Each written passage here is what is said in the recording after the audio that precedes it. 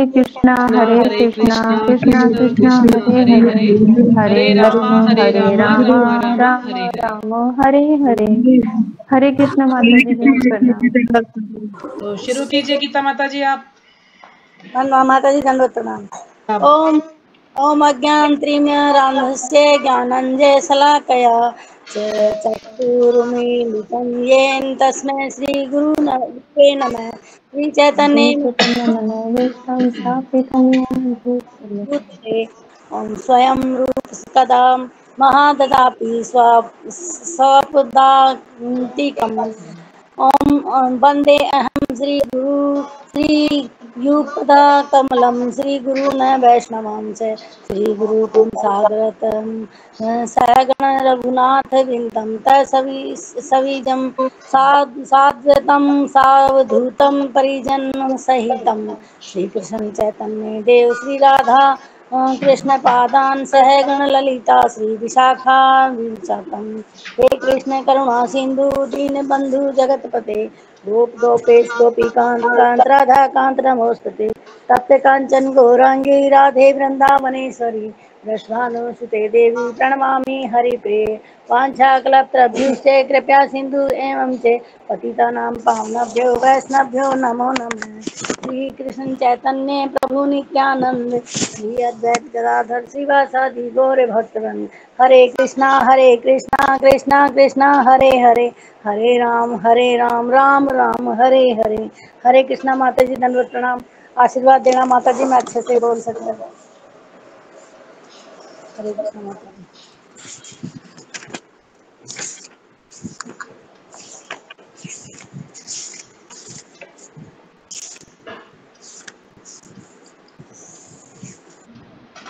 ठीक है माता जी शुरू कीजिए आप।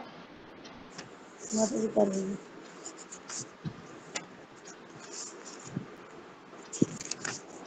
हरे कृष्णा माता जी दंडवत प्रणाम। हरे कृष्णा। मातुस्ते ही ध्रुवो मृत्यु ध्रुवं जन्म मृत्युश्च च तस्मात् परिहा अर्थे न तवं शोचितुं हर्षि।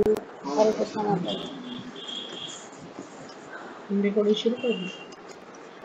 जिसने जिसने जन्म लिया है उसकी मृत्यु निश्चित है और मृत्यु के पश्चात पुनर्जन्म भी निश्चित बोलिए है। माता जी क्या कहना चाह रहे हैं। कुछ नहीं ऐसे दब गया। श्लोक के उच्चारण के लिए। अच्छा हाँ माता जी कर लो, चलो कहो चलो। आप नहीं करना चाहिए, करो माता जी। माता जी करें। जी कीजिए। जात अध्याय संख्या 2 गीता का सार श्लोक संख्या 27। जातस्य हि ध्रुवो मृत्यु ध्रुवं जन्म मृत्युश्च च तस्मात् परिहार अर्थे न त्वं शोचितुमर्हसि। हरे कृष्णा माता जी। हाँ जी हरे कृष्णा। आप सब श्लोक का उच्चारण कीजिए, मैं भी 1 मिनट में आती हूँ। ठीक है शुरू अब सभी कीजिए बारी बारी। अभी हरे कृष्णा माता जी दंडवत प्रणाम।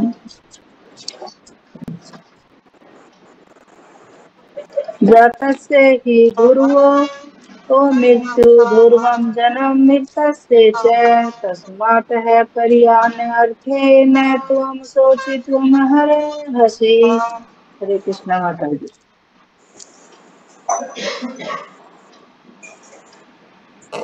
हरे कृष्णा सभी भक्तों को दंडवत प्रणाम। जातस्य हि ध्रुवो मृत्युर्ध्रुवं जन्म मृतस्य च तस्मात् परिहार्यर्थे न त्वं शोचितुमर्हसि। हरे कृष्णा।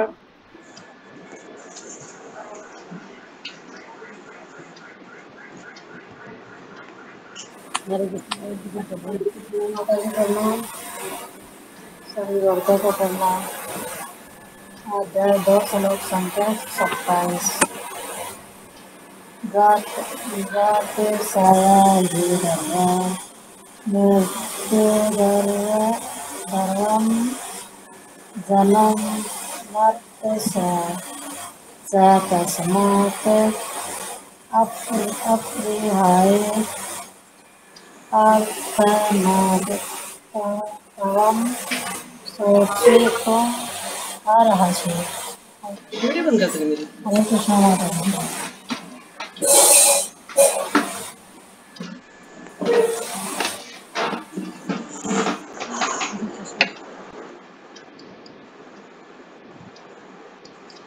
सबका हो गया श्लोक का उच्चारण? हाँ माता जी, हो तो गया, और कोई करे तो ठीक है, नहीं मैं कर रही हूँ फिर।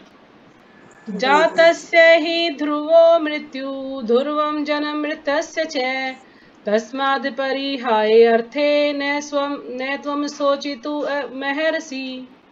ठीक है, पढ़िए आप, शुरू कीजिए। हरे कृष्णा माता जी। माता जी, ये शब्दार्थ भी पढ़ने हैं? हाँ जी बिल्कुल, शब्दार्थी पढ़ने हैं, अनुवाद पढ़ना है।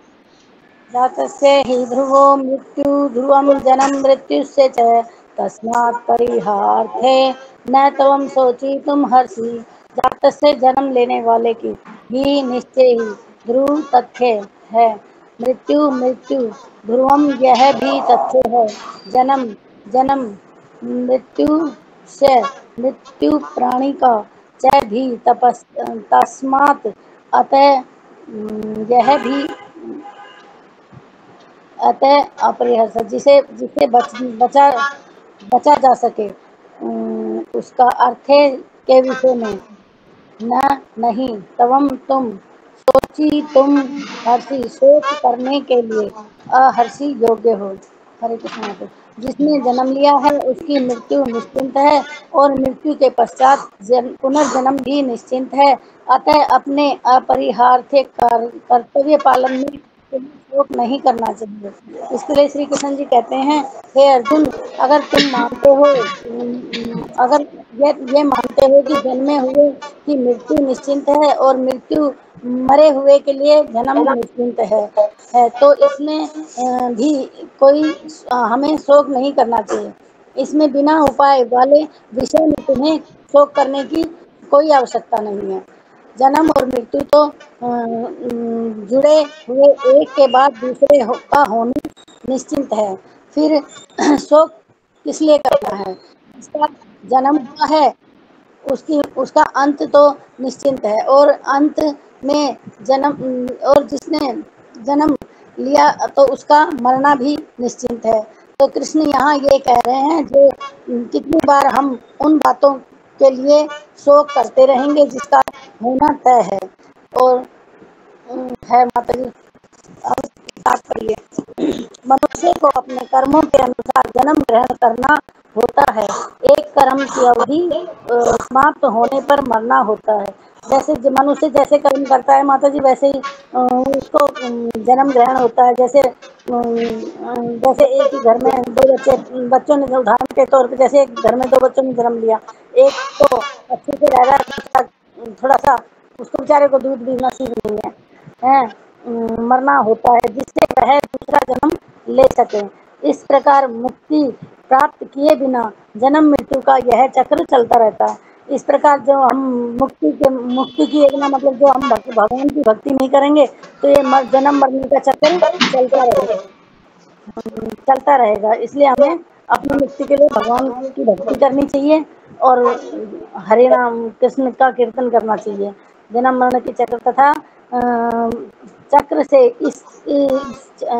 मरण से इस चक्र में व्यर्थ हत्या, वध तथा युद्ध का समर्थन नहीं होता, किंतु मानव समाज में शांति तथा व्यवस्था बनाए रखने के लिए हिंसा तथा युद्ध अपरिहार्य है। जैसे कि जन्म मरण के जैसे के चक्कर में व्यक्ति भी हम लोग झगड़ा करते हैं या किसी के साथ युद्ध करते हैं, तो ये नहीं होना चाहिए। और समाज की शांति के लिए, व्यवस्था बनाए रखने के लिए हिंसा तथा युद्ध जिसके लिए युद्ध के लिए बचना चाहिए। कुरुक्षेत्र का युद्ध भगवान की इच्छा होने के कारण ही अपरिहार्य था। सत्य के लिए युद्ध करना क्षत्रिय का धर्म है। कुरुक्षेत्र का युद्ध भगवान की इच्छा से ही हुआ था, कि भगवान ने ही कहा था कि अर्जुन को, भाई ये युद्ध तो करना ही पड़ेगा। और क्षत्रिय धर्म, क्षत्रिय जो होते हैं वह क्षत्रिय धर्म के लिए अपने कर्तव्य का पालन करते हैं। स्वजनों की मृत्यु से भयभीत या शोकाकुल क्यों था? अर्जुन को अपने जो बड़े चाचा ताऊ मामा ताया थे उन सबको मारने के लिए वो भयभीत था, तो दुख हो रहा था कि मैं इनको कैसे मारूंगा, और इसे मारना भी जरूरी था, क्योंकि कृष्ण जी ने कहा था कि भाई युद्ध तो करना ही है। क्यों था? वह विधि कानून को भंग नहीं करना चाहता था, क्योंकि ऐसा करने पर उसे उन पाप कर्मों का फल भोगना पड़ेगा। मतलब कि उसको ये सब करना भी था, वो उससे ये भी खतरा था कि भाई तुझे ये सब इतना पाप कर रहा है, इसका फल भी भोगना पड़ेगा। मृत्यु को रोक नहीं सकते, भोगना पड़ेगा, जिससे वह अत्यंत भयभीत है।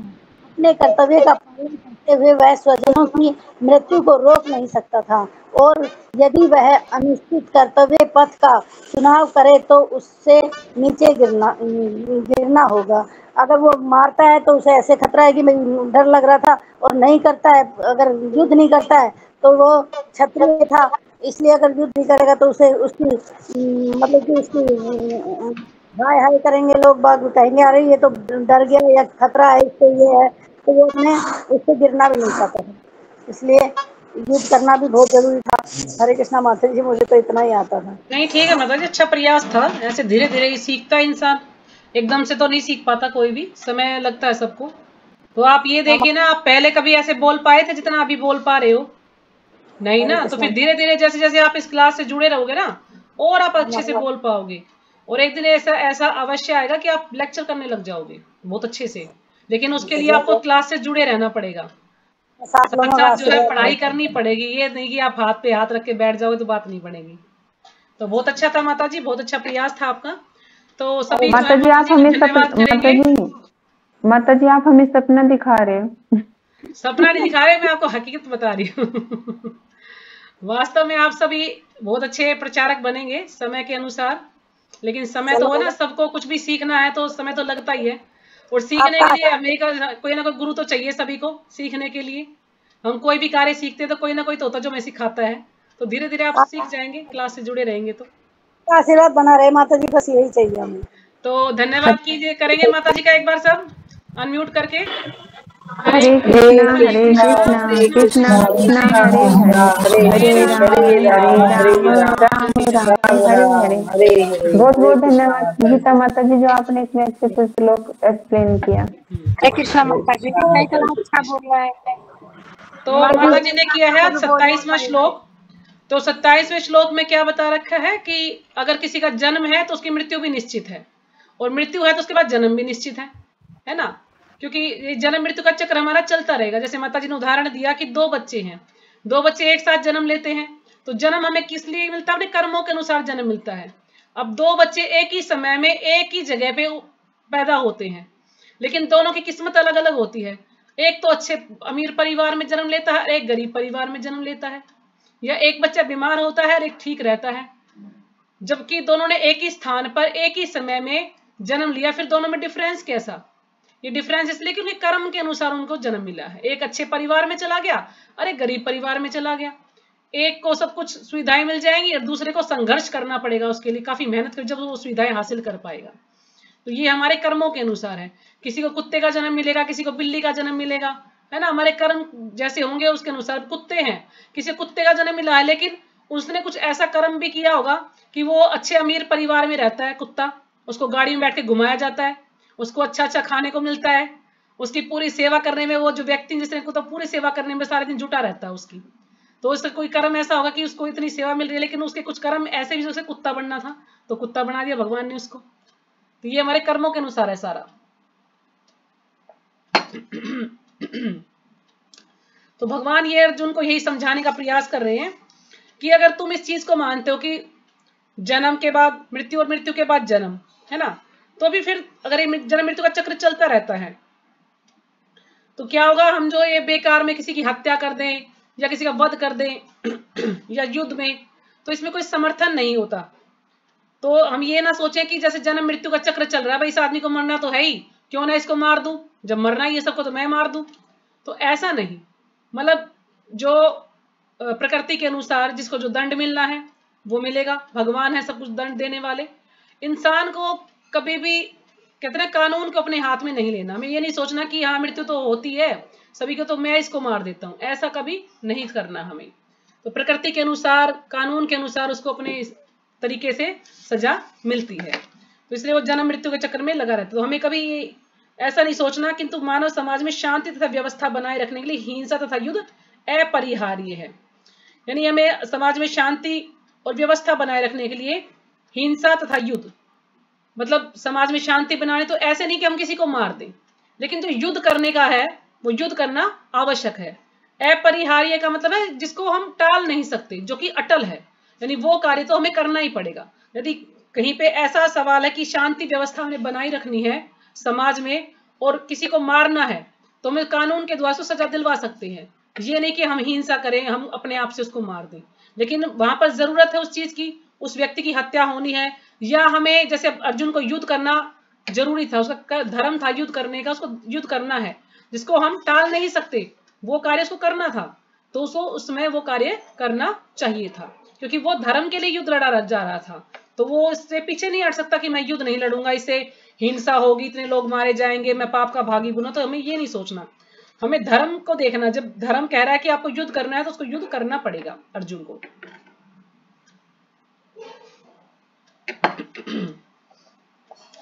अब जो कुरुक्षेत्र का युद्ध था, वो कह रहे हैं कि भगवान की इच्छा के कारण ही वो अपरिहार्य थे, यानी अटल था। भगवान भी चाहते थे कि ये युद्ध, इसकी जरूरत है, मतलब ये युद्ध होना चाहिए, क्योंकि भगवान ने पहले कोशिश करके देख ली थी, उसको समझाया था दुर्योधन को, लेकिन वो मान नहीं रहा था। तो ये युद्ध अपरिहार्य था, यानी ये जरूरी था अधर्म को नाश करने के लिए अटल था, इससे बच नहीं सकता था कोई भी, ये इसका अर्थ है। तो सत्य के लिए युद्ध करना क्षत्रिय का धर्म है, कि जो क्षत्रिय का धर्म है वो सत्य के लिए युद्ध करे। ये नहीं कि वो भगोड़ा बन के भाग जाए कि मैं युद्ध नहीं करूंगा, मेरे परिवार वाले हैं, इसमें मैं इनको नहीं मार सकता। तो यानी जब धर्म की जहां पर बात है तो उसे वहां पर अपना कर्तव्य निभाना है। तो कर्तव्य पालन करते हुए वह स्वजनों की मृत्यु से भयभीत या शोकाकुल क्यों था? अब अर्जुन क्यों भयभीत था कि उसके परिजन मारे जाएंगे?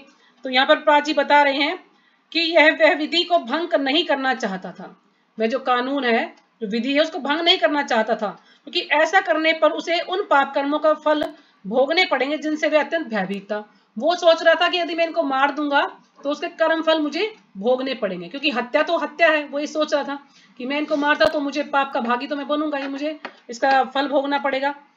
लेकिन अपने कर्तव्य का पालन करते हुए वह स्वजनों की मृत्यु को रोक नहीं सकता था। लेकिन जो स्वजनों की जो मृत्यु थी, वो सोचता कि मैं युद्ध नहीं करूंगा, तो वो उनकी मृत्यु को रोक नहीं सकता था, क्योंकि अगर वो नहीं करता तो कोई और करता। और मारने वाले तो कहते हैं भगवान ही है, भगवान की मर्जी के बिना तो एक पत्ता भी नहीं हिलता। जीव कितना भी चतुर बन ले, लेकिन जब उसकी मृत्यु आनी तो आनी है, भगवान के आगे किसी की नहीं चलती। तो अगर अर्जुन मना करता तो कुछ और होता, भगवान मतलब उनको सभी को मारना था।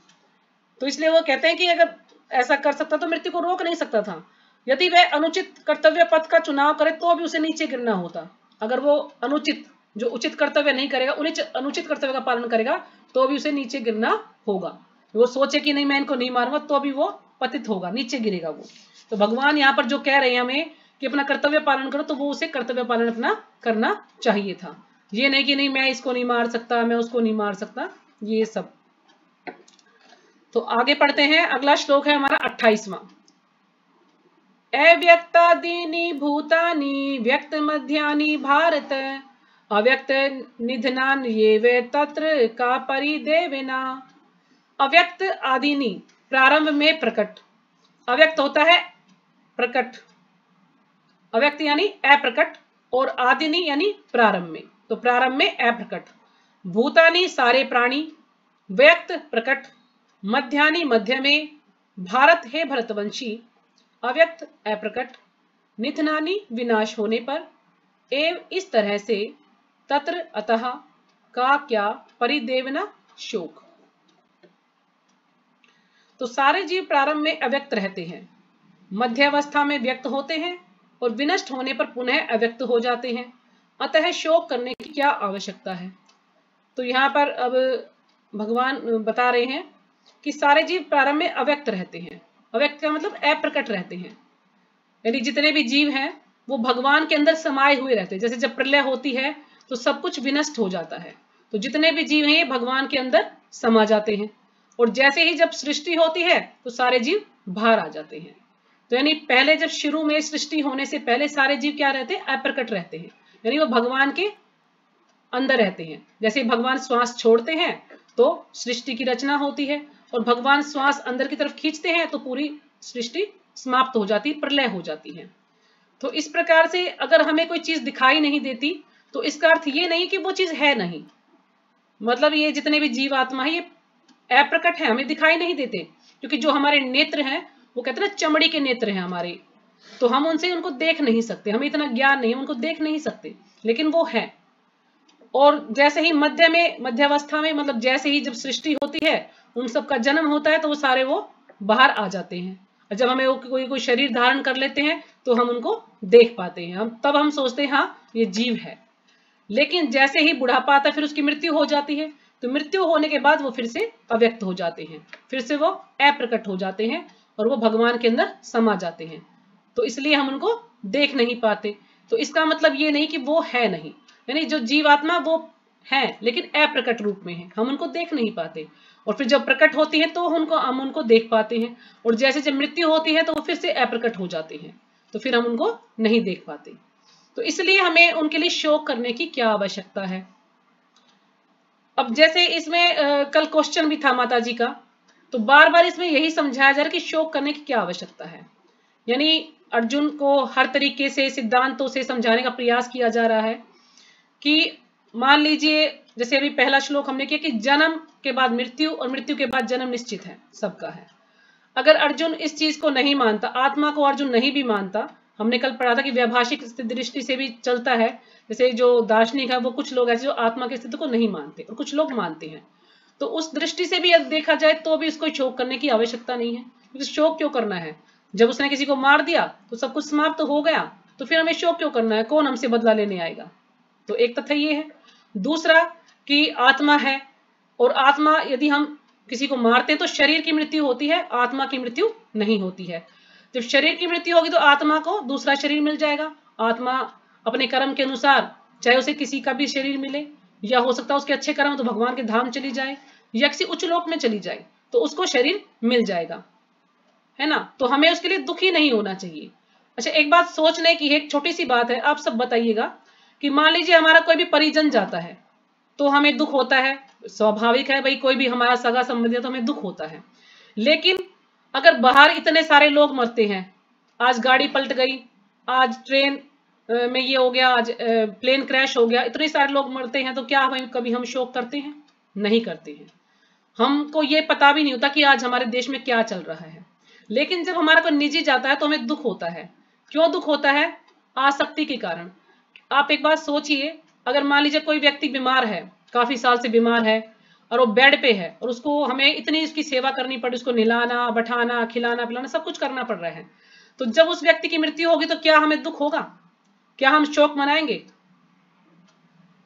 नहीं, हम सोचेंगे, हम भगवान से बल्कि प्रार्थना करते हैं कि हे भगवान इसकी मुक्ति हो जाए, इसको उठा ले। यही बोलते ना, आस पड़ोस वाले भी यही बोलेंगे, अरे भगवान इसकी मिट्टी संगवा ले, अपनी भाषा में जैसे लोग बोलते हैं। तो कभी कोई दुख करता है? नहीं करता। अब जैसे मेरे कोई रिलेटिव हैं, रिलेटिव क्या, जैसे आदिला माता जी का ही उदाहरण है, उनकी माँ थी, तो उनकी माँ बता रही थी मुझे, आज ही मेरी सुबह उनसे बात हुई, तो 20 साल तक वो बेड पे थी और उनको लकवा मार गया था। लेकिन उनकी जो सेवा किस प्रकार से हुई कि भगवान की जैसे किसी प्रकार को कमी नहीं है घर में, तो 4-4 नौकर उनके लिए लगा रखे थे उसके पापा ने। एक उसको नहला के जाती, चोटी करती, एक उसके लिए खाना बनाती, एक उसको डायपर बांधती, मतलब इस प्रकार 3-4 लोगों को घर में रखा हुआ था, 3-4 लेडीज थी जो उसकी देखभाल करती थी। तो ये लोग मतलब इतना परेशान हो गए थे, ये चाहते थे कि भगवान उसको उठा ले, तो इन्होंने पता नहीं कितने यज्ञ भी करवाए उनके लिए, मंदिरों में दान भी दिया, अन्नदान भी करवाया। इतना सब कुछ करवाने के बाद भी 20 साल या 18 या 20 साल के बाद जाके उनकी मुक्ति हुई है।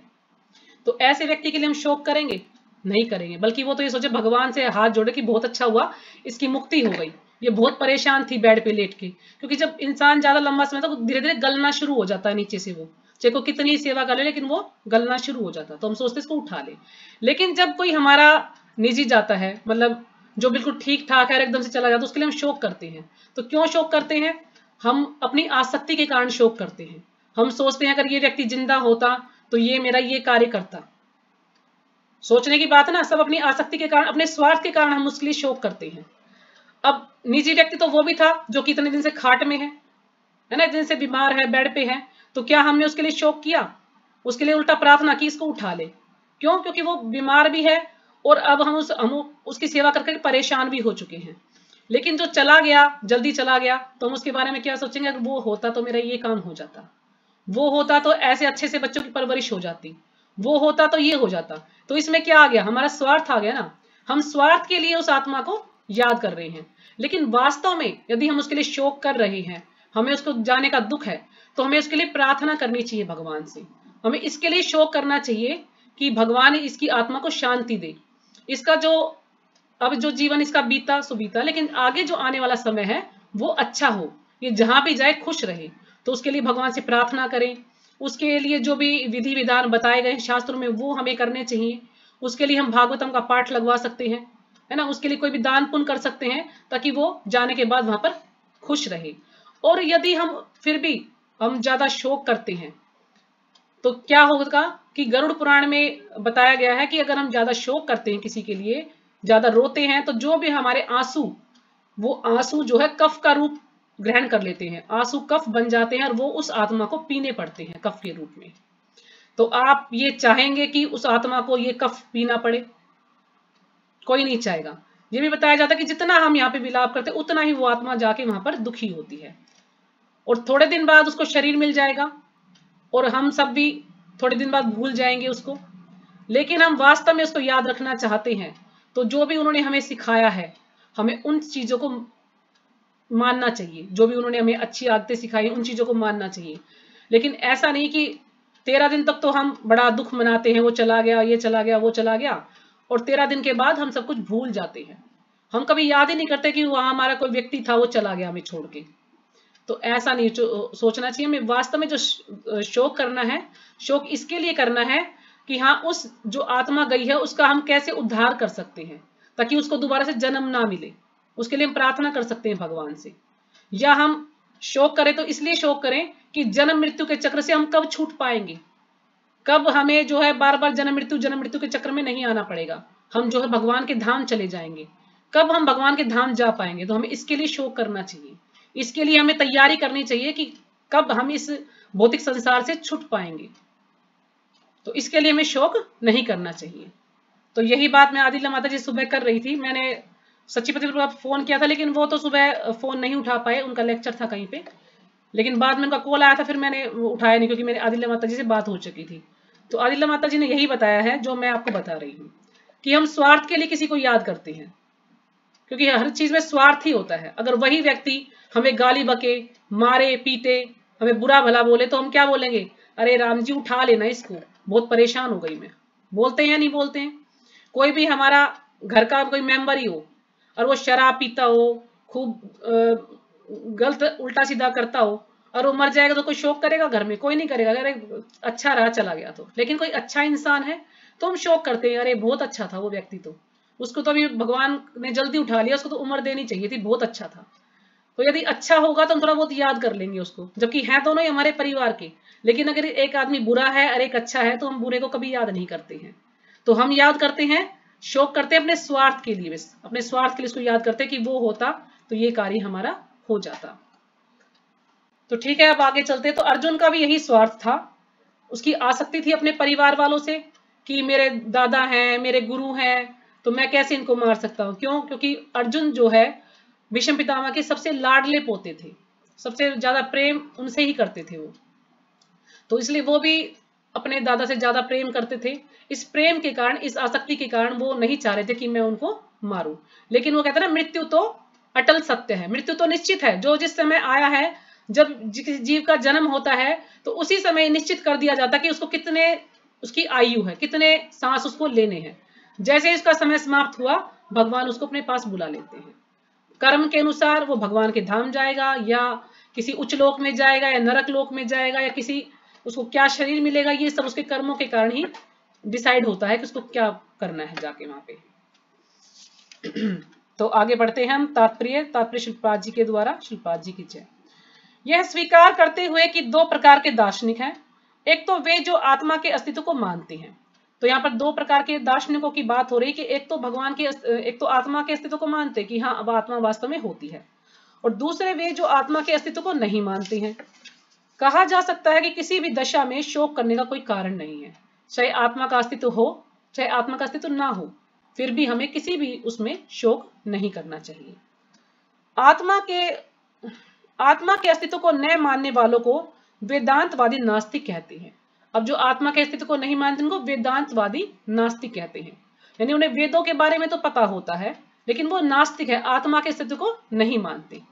जो मैं समझ पाई हूं वेदांतवादी, क्योंकि वेदांतवादी का अर्थ यही दे रखा है जो वेदों के बारे में जानता है।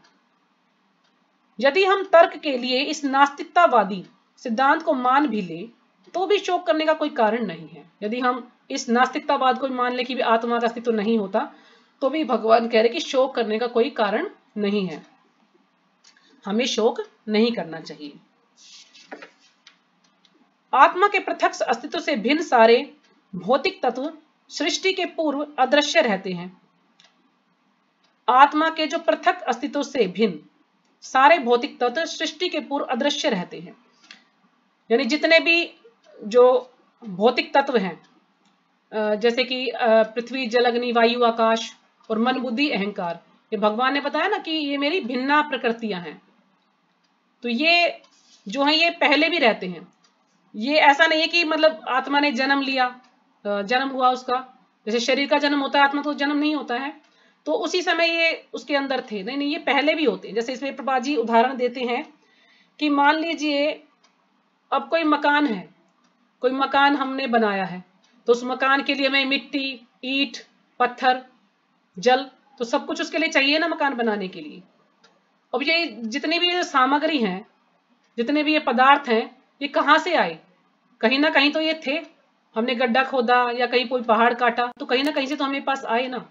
और मकान हमने बना दिया, गगनचुंबी मकान बना दिया, और फिर उस मकान को तोड़ दिया, वो मकान टूट गया, तो क्या ये जितना भी ईंट, रोड़ा, सीमेंट वगैरह हमने यूज करी थी वो समाप्त हो गई?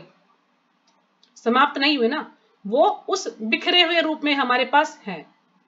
तो ऐसे ही आत्मा को समझाने का प्रयास करें कि आत्मा कभी नहीं मरती, मरता कौन है? शरीर। तो शरीर की मृत्यु हो गई, शरीर को जला दिया गया, लेकिन जो आत्मा है वो तो जीवित है। फिर हम शोक क्यों कर रहे हैं? हमें पता कि आत्मा जीवित है, आत्मा की मृत्यु नहीं होती, तो भगवान उसको किसी ना किसी और उसको शरीर दे देंगे और वो अपना जीवन यापन करेगा उसमें।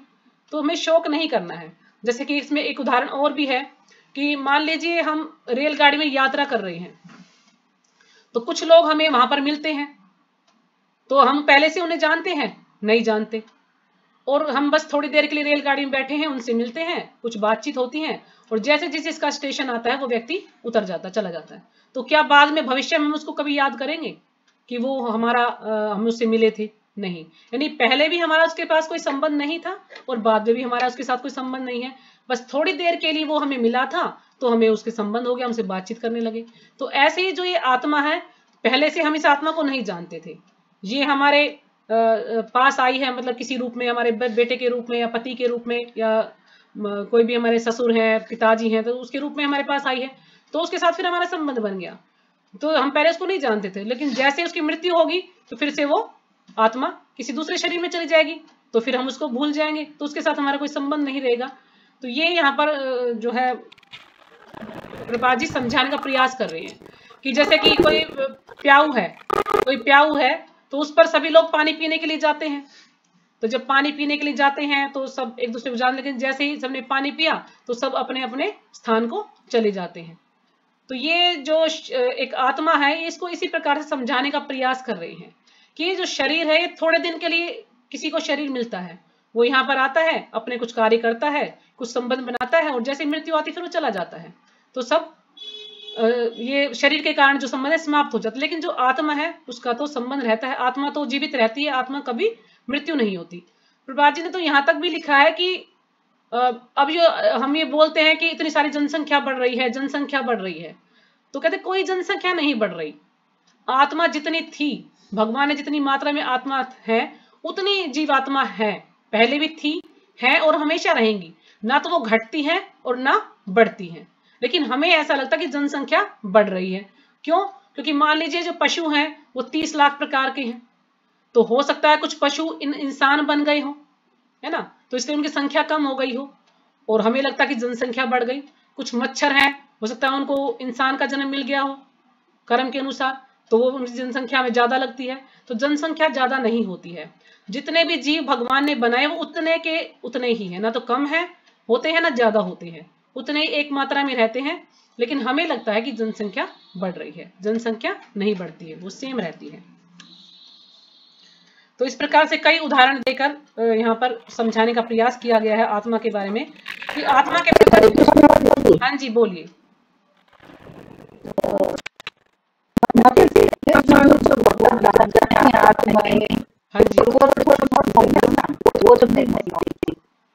भगवान के धाम तो माता जी, लेकिन वो वहां पर रहती तो है। वो कहते हैं ना कि भगवान के धाम भी चला गया तो आत्मा तो रहेंगी ना, वो दास के रूप में रहेंगी, भगवान की सेवा करेंगी वहां पे भी। यहाँ पे भी हम विग्रह रूप में भगवान की सेवा कर रहे हैं और वहां पर भी हम भगवान की सेवा करेंगे। उनकी गिनती तो उतनी रहेगी ना, गिनती तो कम नहीं होगी, गिनती तो उतनी रहेगी उनकी। मतलब भगवान ये बताया कि जितनी जीवात्मा उतनी रहेंगी वो, चाहे वो किसी रूप में हो, वो कम नहीं होती है ना, ज्यादा होती है, उसी रूप में रहती है वो। अरे माता जी एक थोड़ी सी और जिज्ञासा थी। हाँ जी बोलिए। जैसे कि अब हम यहाँ जो भी कर रहे हैं शरीर से कर रहे हैं अपने कर्मों के अनुसार, फिर वो फिर आत्मा के साथ वैसे तो बोलते हैं कि भाई सूक्ष्म शरीर के साथ जाते हैं, लेकिन वो जन्म से दूसरा मान लो शरीर में लेता है इंसान, तो कष्ट तो फिर उस शरीर को मिलते हैं, जब दूसरी जगह आत्मा जाती है उसके कर्मों का फल तो फिर वही मिलता है। आत्मा के द्वारा मिलता है माता जी, जैसे मैंने बताया था ना कि सूक्ष्म शरीर के अंदर आत्मा प्रवेश कर जाती है, क्योंकि जो सूक्ष्म शरीर होता है मन बुद्धि अहंकार से जो शरीर है सूक्ष्म शरीर, उसके अंदर आत्मा प्रवेश करती है और फिर वो उसको उन चारों चीजों को मिलाकर एक शरीर दिया जाता है, यातना शरीर। फिर उसको वो सजा दी जाती है सारी जो भी है, क्योंकि स्थूल शरीर को जला दिया जाता है। तो मैं भी सोच रही थी आत्मा, लेकिन आत्मा को ही भोगना पड़ता है सब कुछ, क्योंकि आत्मा सूक्ष्म शरीर में इतनी छोटी है, उसको देख नहीं सकते, उसको बांध नहीं सकते, लेकिन वो सूक्ष्म शरीर में प्रवेश करती है। जो एक बार ये बोलते हैं ना कि भूत दिखा, भूत दिखा, ये वास्तव में सूक्ष्म शरीर होता है हमारा, जो कि लोगों को किसी को दिख जाता है।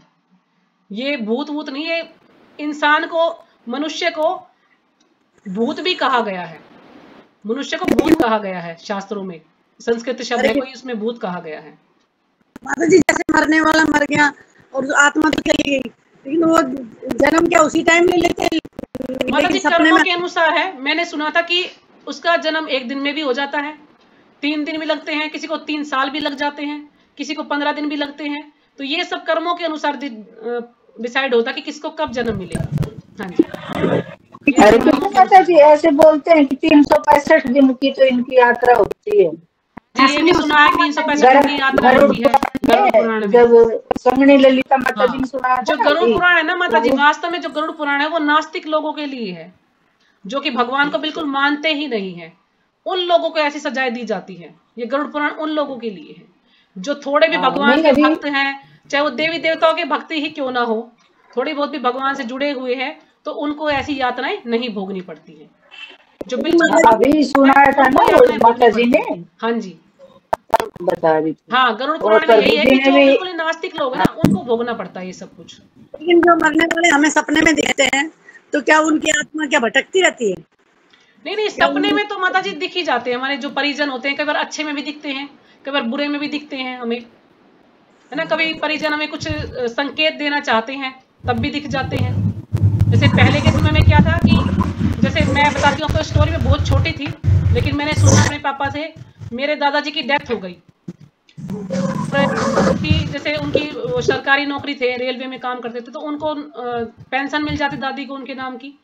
तो क्या हुआ कि पापा मेरे टीचर थे, तो स्कूल से जैसे आते हैं पापा छुट्टी करके, तो मेरी दादी कहती है दोपहर का समय है 2 बजे का, कि तेरे, पहले पापा को चाचा बोलते थे, कि तेरे चाचा मुझे सपने में दिखे और बोल रहे हैं कि वो उसके पेंशन के कागज आ गए हैं।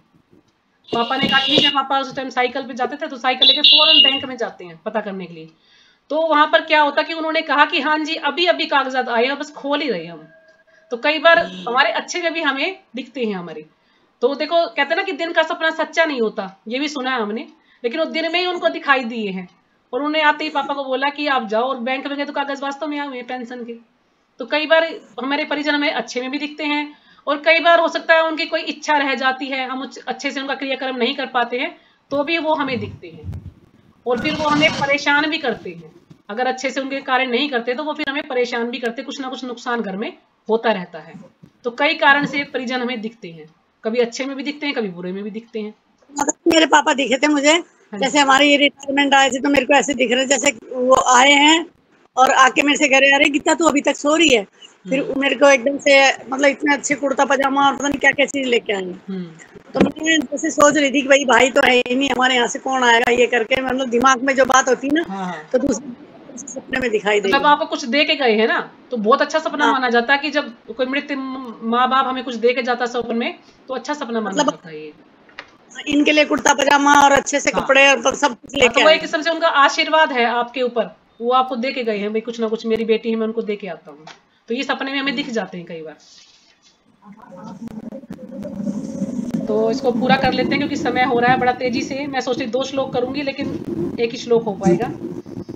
तो आत्मा के पृथक अस्तित्व से भिन्न सारे भौतिक तत्व सृष्टि के पूर्व अदृश्य रहते हैं, यानी सृष्टि होने से पहले सब अदृश्य रहते हैं, लेकिन जैसे ही सृष्टि होती है वो फिर दिखाई देते हैं। तो इसने जैसे बता रखा प्रभुपाद जी ने, इस अदृश्य रहने की सूक्ष्म अवस्था से ही दृश्य अवस्था आती है। अब वो सूक्ष्म अवस्था में है इसलिए वो अदृश्य हमें दिखाई नहीं देते, लेकिन राजबाला माता जी म्यूट कर लो अपना। जैसे ही वो हरे कृष्णा माता जी, मेरा क्वेश्चन था, मैं पूछ रही थी माता जी, जन्म नाम लेते हैं सभी लेते हैं, ऐसा नहीं हो सकता अब भगवान जी के धाम पे ही रहे, जन्म ही ना ले? माता जी उसके लिए हमें भक्ति करनी पड़ेगी ना। इतनी भक्ति कीजिए, आप इतनी भक्ति कीजिए कि आप इस जन्म में भगवान के धाम चले जाएं, दोबारा जन्म ही नहीं लेना पड़ेगा। यही कहते माता जी, तुम्हें दोबारा जन्म ना लो, भगवान अपने चरणों में वहीं रख ले बस। हाँ बस बिल्कुल, आप पूरी तरह से भगवान के शरणागत हो जाइए, भगवान की सेवा कीजिए, भगवान को याद कीजिए, हो सकता है आपका इस जन्म में भी नंबर आ जाए, भगवान के धाम पहुंच जाए।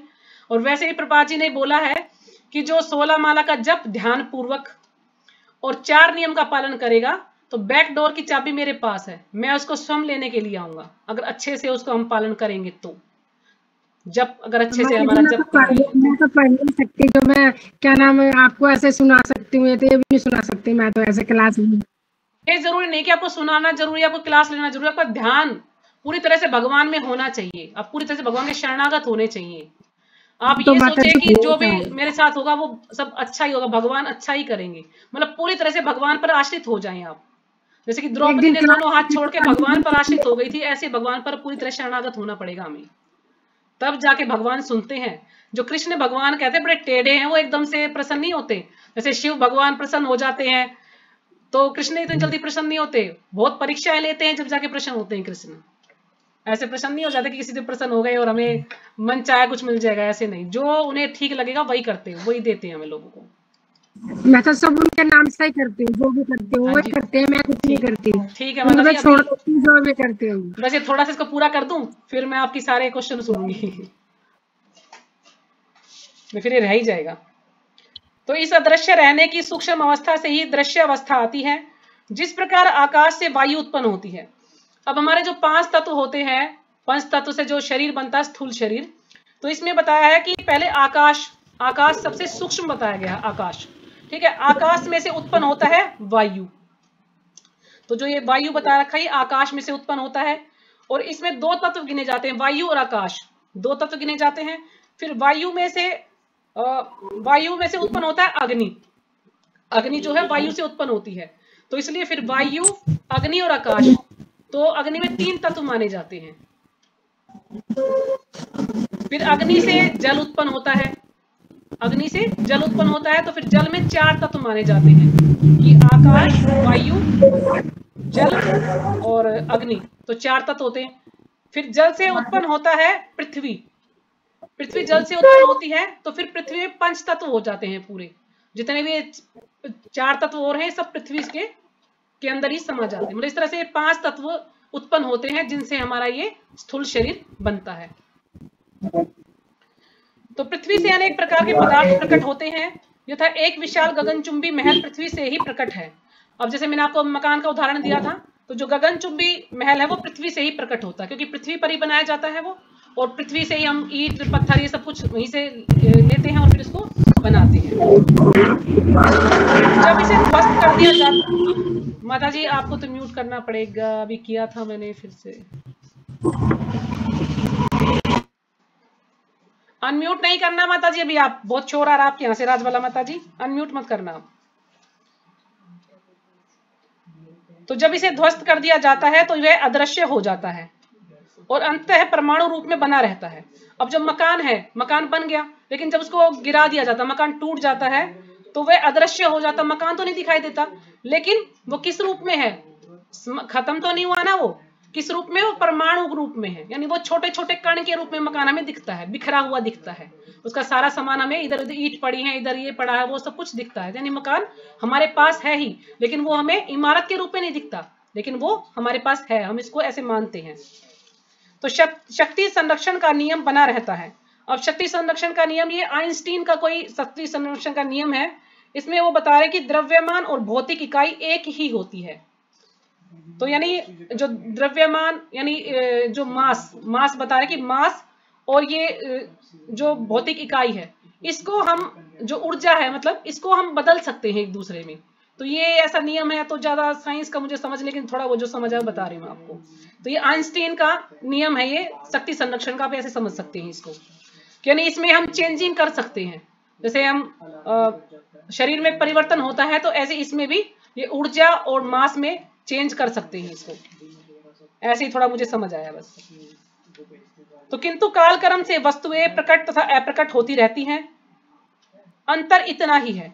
लेकिन कालक्रम से वस्तुएं, जैसे जैसे समय के अनुसार जो वस्तुएं हैं वो प्रकट और अप्रकट होती रहती हैं, कभी दिखती हैं कभी नहीं दिखती, समय के अनुसार। अतः प्रकट होने अव्यक्त या अप्रकट व्यक्त अव्यक्त होने पर शोक करने का कारण नहीं है।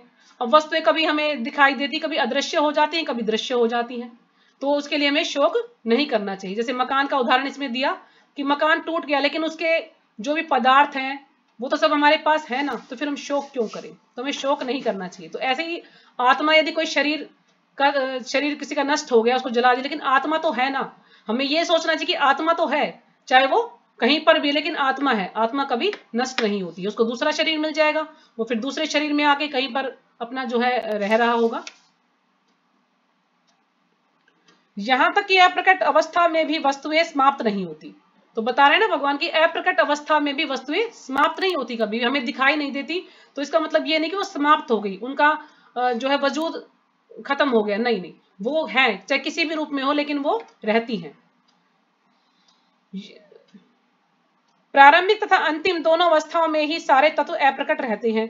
अब प्रारंभिक में, शुरुआत में और अंतिम में दोनों समय तत्व अप्रकट रहते हैं, लेकिन मध्य में वो प्रकट होते हैं, केवल मध्य में वे प्रकट होते हैं, और इस तरह इससे कोई वास्तविक अंतर नहीं पड़ता है, इससे कोई ज्यादा अंतर नहीं पड़ता है। यदि हम भगवद गीता के इस वैदिक निष्कर्ष को मानते हैं कि ये भौतिक शरीर कालक्रम में नाशवान है, अब जो भगवद गीता है उसने बताया कि वैदिक निष्कर्ष को मानते हैं, तो क्या कि जो भौतिक शरीर है वो कालक्रम में नाशवान है, यानी समय के अनुसार उसकी मृत्यु हो जानी है।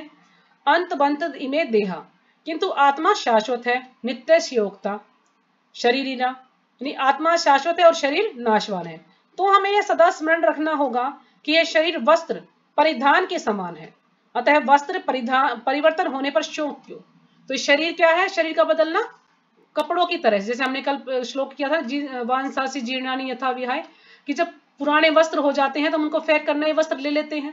तो इसी प्रकार से आत्मा जब एक शरीर में है, तो जैसे शरीर पुराना हुआ उसको छोड़कर वो नए शरीर में चली जाती है, दूसरा शरीर को मिल जाता है, जैसे शरीर की मृत्यु होती है।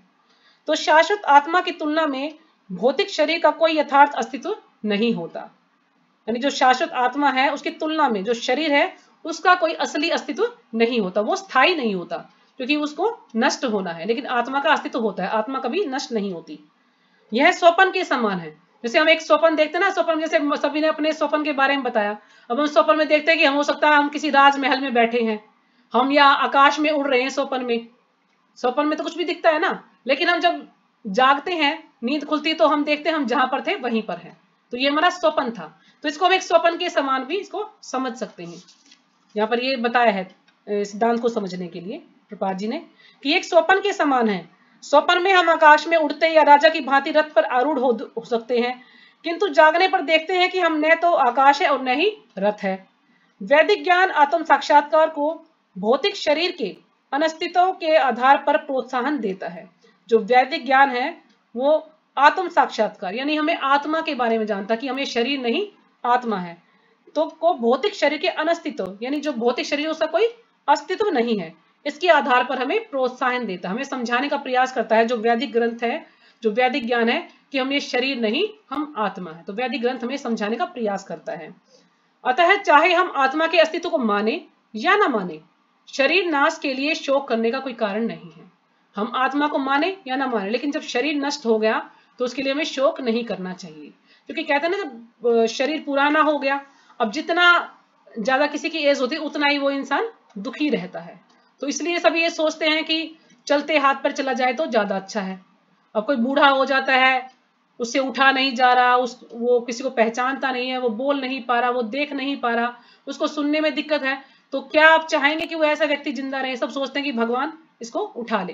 क्यों? क्योंकि उसका शरीर पुराना हो गया है, वस्त्र काफी पुराने हो गए हैं, तो उसको छोड़ना ही पड़ेगा एक दिन और फिर इसको नया वस्त्र ग्रहण करना पड़ेगा। तो यहीं पर हम विराम करेंगे क्योंकि हमारा समय भी हो गया है। एक श्लोक और करना चाह रही थी लेकिन उसको कल देखते हैं, फिर आज नहीं हो पाएगा। तो अगर उसमें किसी को कुछ समझ नहीं आया हो या किसी को कोई जिज्ञासा या कुछ ऐड करना हो तो वो कर सकता है। अपना कोई रियलाइजेशन किसी को बताना है तो बता सकते हैं आप इसके बारे में। हरे कृष्णा माता जी, प्रणाम। बहुत बहुत धन्यवाद आपका इतने अच्छे से क्लास देने के लिए। सभी एक बार अनम्यूट करके माता जी का धन्यवाद करेंगे। हरे कृष्णा माता जी। हरे कृष्णा कृष्णा कृष्णा हरे हरे, हरे राम राम राम हरे हरे। हरे कृष्णा माता जी, हरे कृष्णा। सभी को बहुत धन्यवाद। इतने अच्छे से आपने ये सब गुरु और गौरांग की कृपा है माता जी, जो मैं कुछ थोड़ा बोल पा रही हूँ, क्योंकि सभी का आशीर्वाद है तभी इंसान थोड़ा बोल पाता है, वैसे बोलना मुश्किल है यहाँ पर बैठकर। तो बोलिए आप, अगर किसी कुछ पूछना है तो, नहीं तो यहाँ पे विराम करते हैं हम लोग। अच्छे से समझ दिया, समझ में आ गया, समझ में आ गया, ठीक है। इसको आप घर पे पढ़िएगा। अगर इसके बाद भी आपको कुछ लगता है कि इसमें कुछ छूट रहा है, कुछ समझ नहीं आ रहा, तो आप दोबारा भी पूछ सकते हैं, तिबारा भी पूछ सकते हैं, क्योंकि ये क्लास इसलिए बनाई गई कि ताकि सबका डाउट क्लियर हो जाए, सबको अच्छे समझ में आए, कोई भी चीज समझाएं तो। माता जी मुझे बोलना याद सारा था, लेकिन मुझे बोलने टाइम ना घबराहट हो जाती है। नहीं, आपने सही बोला है माता जी, आपने कोई गलत नहीं बोला, सही बोला है। लेकिन देखो वो ना आदमी धीरे धीरे जब स्टडी करता पढ़ता रहता तो धीरे धीरे ज्ञान बढ़ता है ना उसका। जो बोलने का जो ये झिझक है हमारी धीरे धीरे खुलेगी, एकदम से हम पूरा पर्याप्त नहीं बोल पाएंगे। अब आपने फर्स्ट टाइम बोला, सेकंड टाइम बोला तो थोड़ा सा इम्प्रूवमेंट है ना। अब आप थर्ड टाइम बोलेंगे, थोड़ा और अच्छे से बोलेंगे इसको, और धीरे धीरे आप भी मेरी तरह से यहाँ बोल पाएंगे बैठ के, क्योंकि सबको समय लगता है। जब मैंने फर्स्ट टाइम, मैंने बताया था आपको, कई बार बता चुकी, जब मैंने फर्स्ट टाइम सचिपति प्रभु ने मेरे को कहा कि आप कुछ बोलो, अब मुझे पता होता था लेकिन मैं बोलती नहीं थी और जाके पीछे बैठती थी कहीं मेरे से सुन ना ले कुछ। लेकिन वो मेरे भाई भी हैं और गुरु भी हैं तो मेरे पीछे लग जाते, नहीं बोलना है बोलना है। तो मैं फिर जबरदस्ती मैंने एक दिन हिम्मत करके बोला, और बोला तो सभी मतलब मुझे देख रहे थे कि मेरे जो ना बिल्कुल घबराहट और जैसे पसीना आ गया पूरे शरीर में, और मैं बोले जा रही हूँ। और फिर मैं इस ढंग से बोली जैसे बिल्कुल घोट के पी लेता नहीं इंसान, तोते की तरह से रट लिया।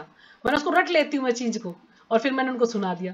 फिर तो उन्होंने मुझे हर बार नंबर दिया। तो जैसे वृत्रासुर की कथा मैंने आपको सुनाई थी उस दिन, मतलब ये कथा मैंने आज से ये लगा लो 2017 की बात है तब मैंने उनको ये कथा सुनाई थी। तब से अब तक मुझे वो कथा याद है। मतलब उसमें कम से कम 5-6 से ज्यादा अध्याय होंगे, मैंने सभी को पढ़ा था। तो मतलब सचिपति प्रभु देख के ये हैरान थे कि इतने सारे अध्याय की पूरी स्टोरी एकदम से आपने कैसे बताई। उसमें तो मैंने बोला श्लोक में जो अनुवाद था ना, अनुवाद को पढ़ पढ़ के उसमें समझाया था कि इसमें वृत्रासुर ये बोल रहे हैं, इसमें चित्रकेतु ये बोल रहे हैं। अभी तो मैं इतना भूल चुकी हूँ, लेकिन जब मैंने पूरा सुना दिया था उस समय, अब तो मुझे थोड़ी थोड़ी मोटी मोटी स्टोरी याद थी बस। तो कोशिश करने पे तो सब कुछ हो जाता है। हाँ, जब हम कोशिश करते हैं ना तो भगवान कहते हैं ना अपने आप बुद्धि देते हैं, हमें शक्ति देते हैं कि ताकि हम उस काम को कर पाते हैं। तो भगवान की कृपा जब भी मिलती है, जब अच्छे से माता जी तो बोलती बंद हो जाती है। हाँ जी, जब कुछ पूछने का टाइम होता है तो बोलती बंद हो जाती है। अच्छा आप पूछ लो, कुछ पूछना है तो आप पूछ सकते हैं। प्रभु जी आते हैं ना, दूसरी सुबह क्लास में प्रभु जी आते हैं तो कई बार मन करता है लेकिन है ना आवाज ही नहीं निकल पाती है। अच्छा, तो माता जी से पूछ लिया करो, प्रभु जी के आगे नहीं पूछ पाते तो माता जी से पूछ लो। माता जी तो बड़ी विनम्र है, बड़ी सॉफ्ट हृदय है माता जी का। तो बताते हैं पर्सन पूछ लेता है, मेरा फिर सब जवाब नहीं आता है। तो आप